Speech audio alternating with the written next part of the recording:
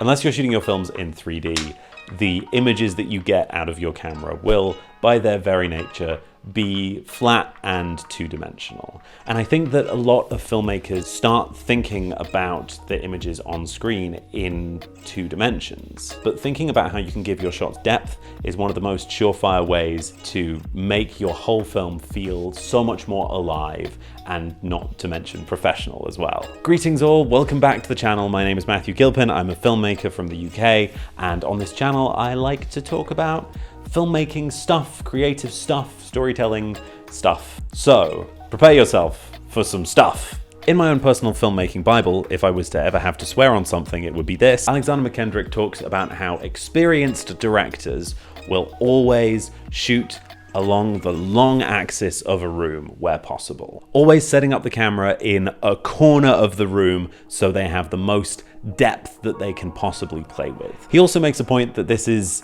just a thing of experience. It's not whether or not you're a good filmmaker as to whether or not you do this.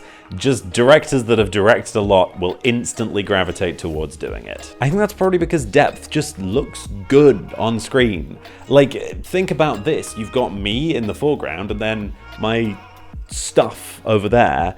Ooh, my fairy lights have gone out of battery.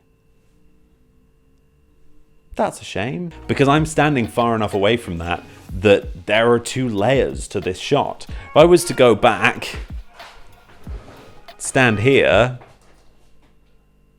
it's a pretty boring shot, not gonna lie. Having said that, some of my films, even ones that I'm very, very proud of, don't make good use of depth.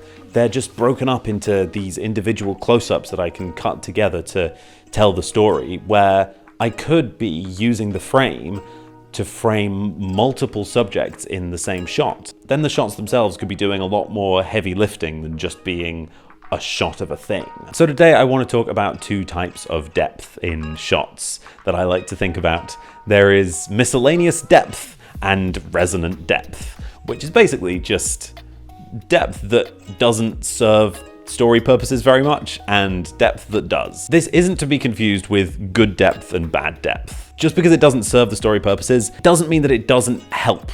Like, everything looks a little better with that bit of depth that I've talked about before. Like, I'm in the foreground, there is a background, we're separated. Good, it just looks good, it looks nice. The brain likes it. A good example of miscellaneous depth is whenever you watch a Michael Bay movie and you see a lamppost like whiz across the screen because the camera's orbiting round and lampposts are going whoosh, whoosh, whoosh in front of the camera, that's pure miscellaneous depth. All you need to create depth this way is to have something out of focus in the background, something out of focus in the foreground, and then move the camera from one side to the other, and you'll create parallax, which will heighten that sense of depth. There are other videos on what parallax is, but essentially it's lamppost whizzing in front of frame. Wide-angle lenses can heighten depth too. This is a fairly long lens. Sometimes I shoot my videos on wide-angle lenses, which makes the background feel further away and the things close to the foreground feel even closer. That is a great way of creating the sense of more depth in your shots as well. However, none of these things inherently create meaning. So this is why I like to think of resonant depth as depth that actually uses the distance towards and away from the camera as one of many storytelling tools. When looking for ways to do this, the first place that I always turn is Orson Welles, because, you know, Citizen Kane. I'm a film nerd. For example, in this shot, Kane's future is being argued over by adults in the foreground whilst he, unaware and completely powerless, plays in the background. The 2 people with the most power in the scene are the man from the bank and his mother, and they are positioned closest to the lens. This use of depth instantly conveys so much about power and the characters' relationships just by how it's staged in 3D space. In this shot from Touch of Evil, Welles' character is the largest on screen, but this time, instead of being the most powerful, he is the weakest, as the criminal who is plotting against him is doing so literally behind his back. But he can't tell because in front of him is the alcohol that is such a problem for him. Again, we see layers at play to show relationships between characters and objects that is very, very resonant to the story.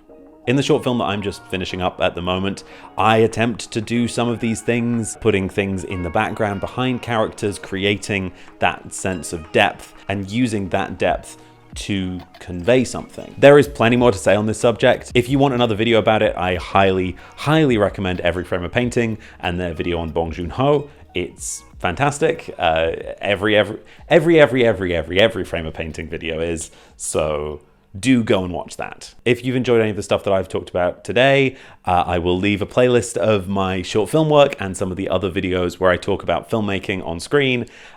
Please do go and watch those things. Let me know what you think about those. Feel free to like and subscribe, and I will see you in the next video, or something like that. I'm terrible at saying goodbye.